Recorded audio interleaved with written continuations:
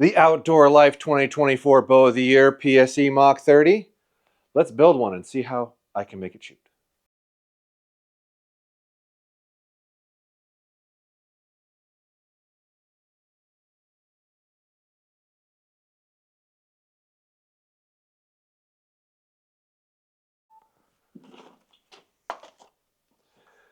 Hello and welcome back to the YouTube channel. I'm Mfjj here with podiumarcher.com, building the Outdoor Life's Bow of the Year Pse Mach 30 DS. Now, they claimed that this was the best performing, best shooting bow of the year.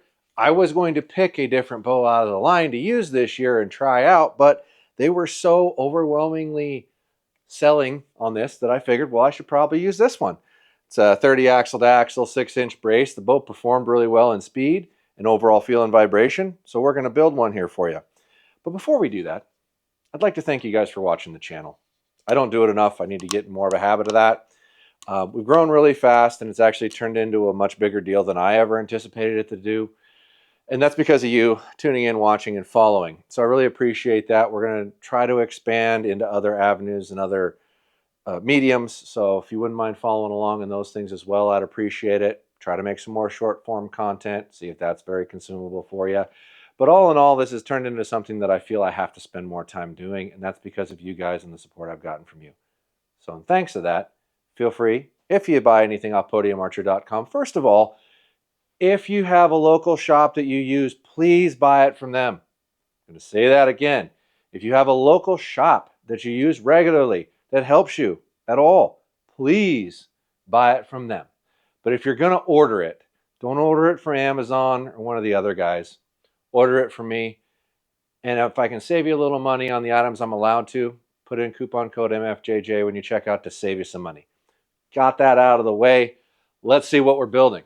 It's a very small window, but it's Pse Mach 30 with their new 2-piece direct to the roller guard quiver. And that we just did a video on. If you're watching this and you haven't watched that, turn around and go watch that to see what's up with that quiver. For a rest, we're going to use the tried and true Epsilon because Pse is the only one out there that actually this bolts directly on the back of. They're the only ones that are brave enough to actually put this attachment system on there. You may not be aware, but there's a big feud between Quad and Hamsky on the legality or whatever of their attachment systems. They can't talk about it, but that's what's going on and why you're not seeing this mountable on the back of every bow with the way it is. But Pse actually offered it, so we're going to put that on there. My tried and true favorite sight, the Black Gold Dual Track. I have a hard time not recommending this to almost everybody who shoots a sight. It will make you a better shooter. That pin adjustment system, the tightness of it, the visual of it, it has every adjustment I can ask a sight to do. I just can't say enough good about it. And because Pse decided to use the pick mount attachment options, we're going to use a black gold pick mount because you can take any one of their sights and use this part and bolt it on integrated to the front. We're going to finish it off with my QD offset bar. If you haven't seen one of these, this helps balance out your bow without using a V-bar. So it allows you to still use one stabilizer. It simply moves it over to help the balance a little better, and it integrates the wrist strap. Those are on the website. I want to say they're 60 bucks. And last but not least, the Podium Narrow 15. I like a 15-inch bar. That's just me. These are threaded. You can put different amounts of stack weights on here, whatever you like. I make a bunch of different types, or you can use anybody else's that runs a 5/16 24, which almost everybody does. Dollar per dollar. It's a very hard stabilizer to beat. I may sound like I'm advertising, but it is my product. So, hey, check one out if you haven't. They're a great, great, great stabilizer. Let's bolt it on the bow. Okay, so in order to use a Pse, you need to use this little core mount thingamajiggy here, which disconnects off here. So take those screws out and put this in its place, and then can put that Epsilon on there. So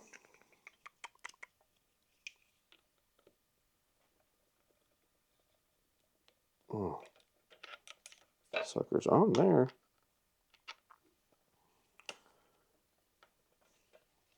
There it goes. Betting those are Loctited. Feels like blue Loctite to me.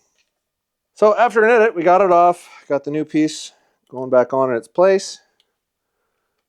Try to get both of these started a little bit before I try to tighten them down at all. But should be able to just straight up put that on here on the back, nothing on the side, which is a slick way to do it. I was really hoping that this option would get incorporated in all stuff, but like I said, I think there's some legal issues on whether or not this is a patent violation. So I don't know, we'll see.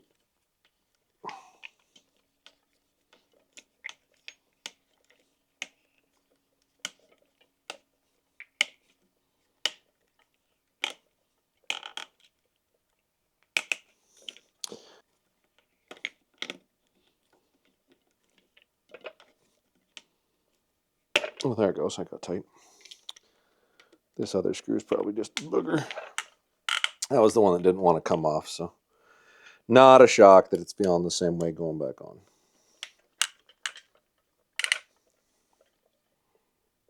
Okay, there you go. All right, now we can put this little glorious bugger on. Is that the right one? Yeah.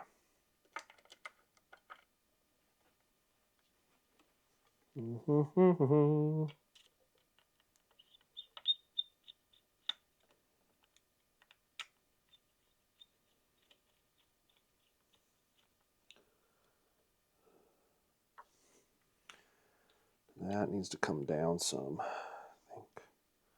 Well, we'll see. Let's take a look at where square is. It's sitting there.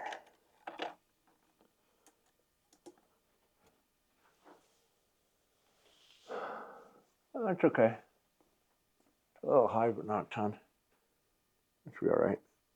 I'll leave it there.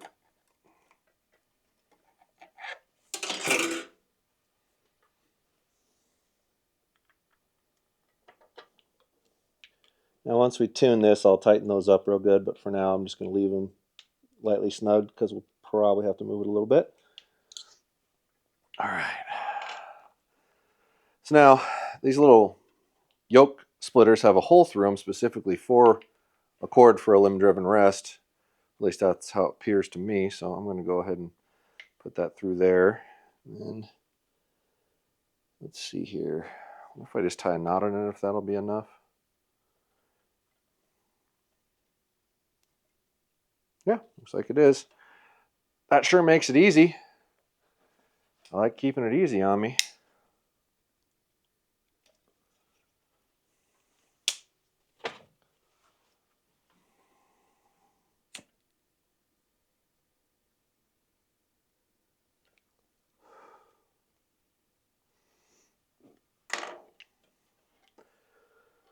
Little cord tighten here.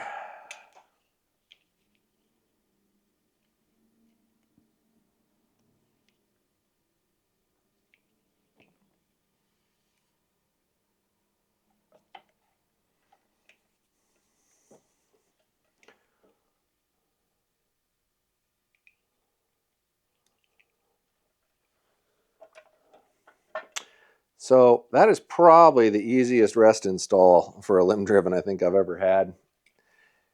If that stays like that, that's pretty awesome. Keeping it simple, keeping it easy. Another good thought there. I don't tie them on the Mfjj ones because we've actually seen them crack, but they're plastic, so that's aluminum. I assume it's going to be okay. I'll leave it like that for now.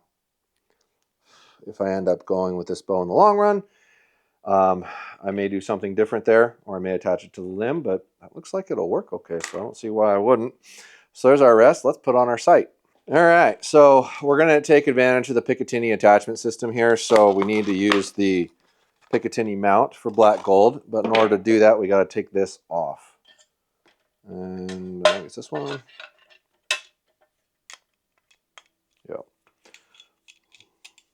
When you have the right size of these, boy, it sure makes stuff a lot easier to unscrew stuff.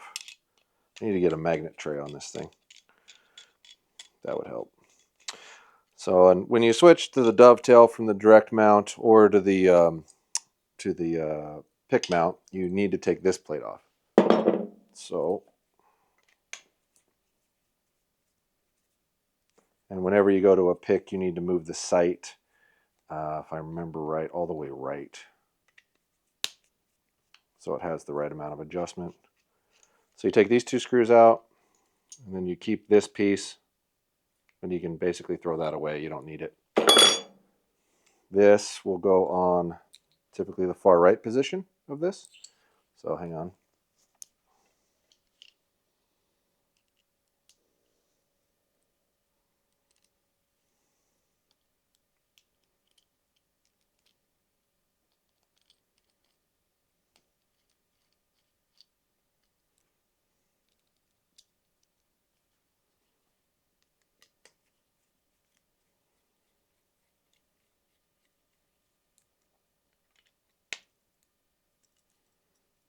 Okay, so that's how you'd want to mount it up for that.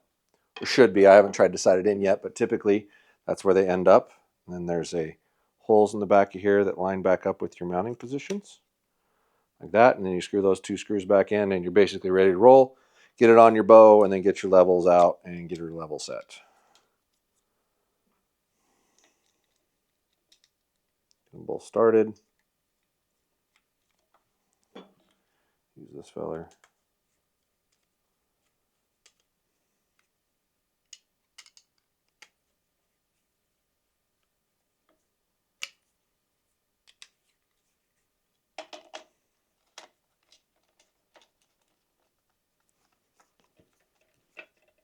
That wound in there good. There you go. And then we'll set her up for levels. Okay, get her level here. Bring this little bugger up. And then rotate her just a skosh to find that. Get that one kind of close. Take that up. These bices are so easy to use. Like it. Okay. Let's see here. Might need this. I might need this. We'll see. Okay. So we're level here, and our rail isn't level for starters, so we're going to adjust this by loosening that screw. I'm going to try to move it without loosening this much. I'm going to loosen it and then just keep it a little snug. And the nice thing about that, oh, look at that. Got a tool holder. Is you should be able to make a movement without having to hang on to it. And this is a micro drive from this side. My sight's starting to get really bad. There we go. That's the right screw. So we're going to move this until it reads level for us. On there.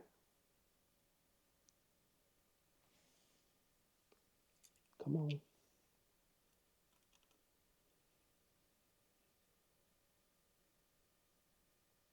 Okay, and then we'll have to move the other one. Make sure that's snug.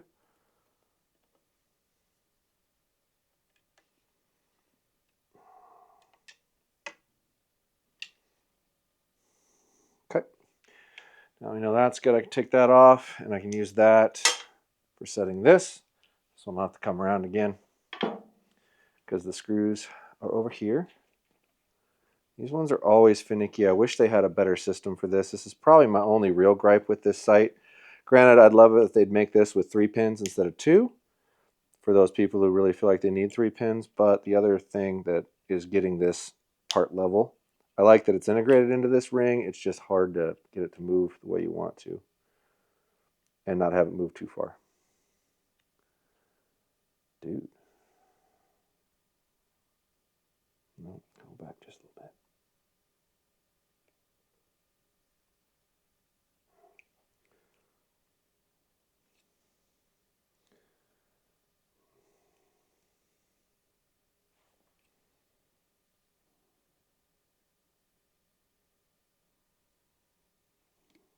That's what I always run into. It moves back and forth just a little bit. Oh, son of a bitch. That's sitting slightly on the bubble there. There you go. Oh, man. Oh, man. Don't touch it. Don't touch it. Don't breathe on it. Whatever you do. All right. Get those tightened down, and then we're going to make a gorgeous string loop. And grab my silver Sharpie. If I bump stuff, I'm sorry. That's where the bottom of the arrow needs to be. Right there. Right there. And that's all I need that for. Right there. I'm going to use a 204 sized arrow, so I'm estimating my width here, and it's a short axle to axle bow. So I'm going to leave a little extra gap in there than I normally would for like a 34 axle to axle bow, because that'll compress worse. Pull off about 2 foot of loop material. Well, not loop material, sorry, serving material. Let's make it 3 feet. And then wax the piss out of it. Standard beeswax, nothing fancy. Probably can't see that very well. This is awkward. We could probably make a little bloopers reel out of this. I would be willing to bet. Sorry if my hands don't look as clean and crisp as they usually do. This is a little awkward, but I want you guys to be able to see what it looks like through my eyes. And this is about the best way we could figure to try to do it. I want you to have a little guideline to make it easy. Okay, so grab your knife, cut and leave a little. Grab your lighter, burn and rotate. Touch it with your fingers and make sure it all stays as like one little thing. There's a little tail sticking up there, so we're going to get that again. Okay, so there's one soft knot. And I've already cut the other one out of my 3 foot piece. 1, 2,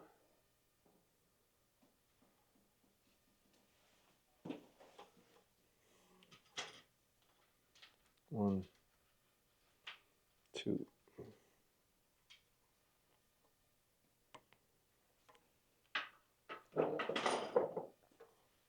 1, 2.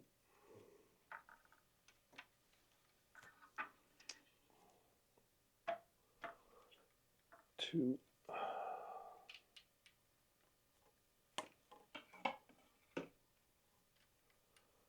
1, 2.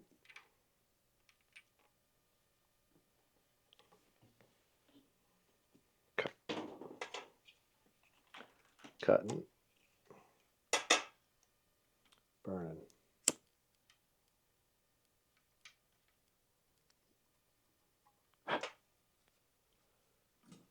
Okay, you want to hand me that green loop material? Thank you. So, there we go, inches. It's an old square, but it's got inches on it, so I can show you how long. So we're going from 6 to 10 is 4. And we're going to go about 4 1/4, or just a little bit longer. To there.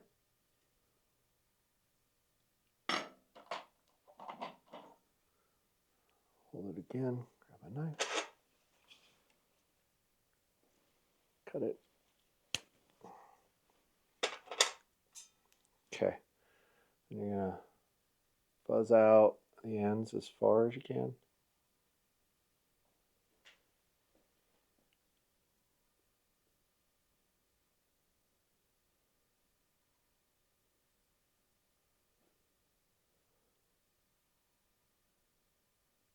All right, that's right. Yeah. Give it a little fire and melt it.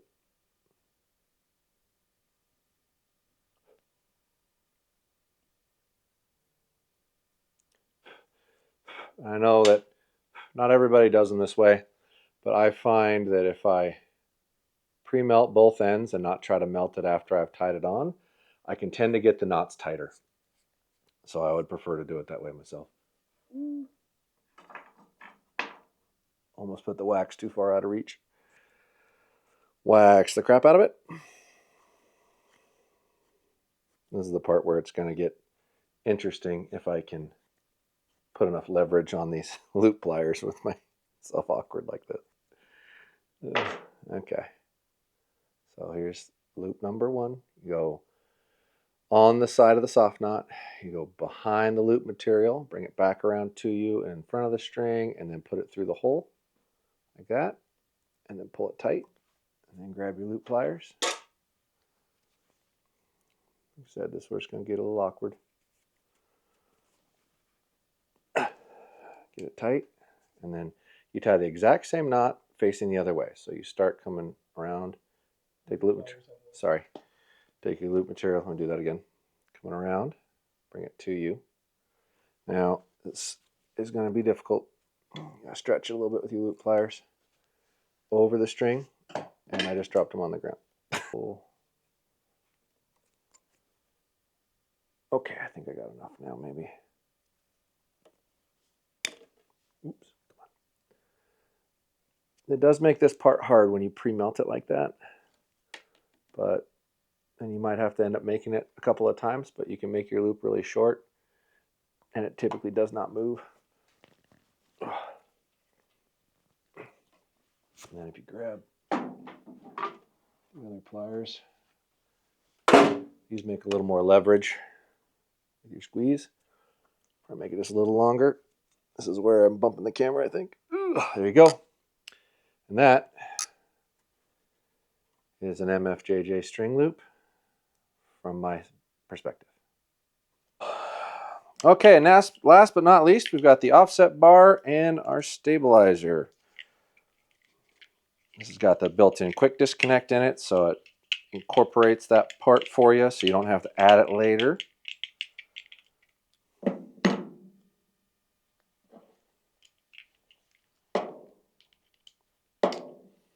And that just goes on your stabilizer.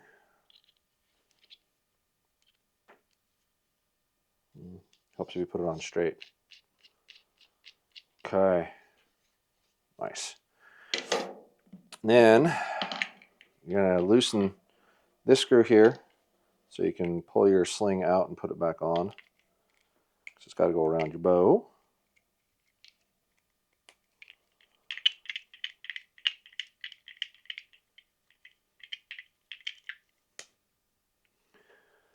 That goes through here. Probably about there somewhere. Lightly screw it back in. We can always adjust this on the bow. It's just a little easier if it's off the bow. Put it on. Come back to your standard wrench size. Through here.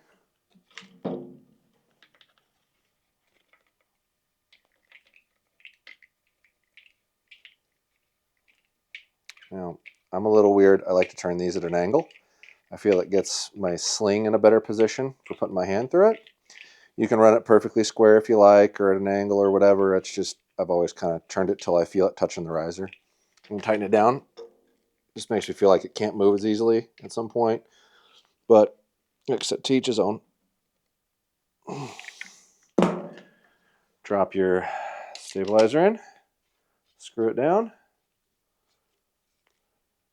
Voila. That is the Mach 30 bow build for 2024. The Outdoor Life Bow of the Year. We'll see how it stacks up. Comment down below what you think of this video and other videos like it.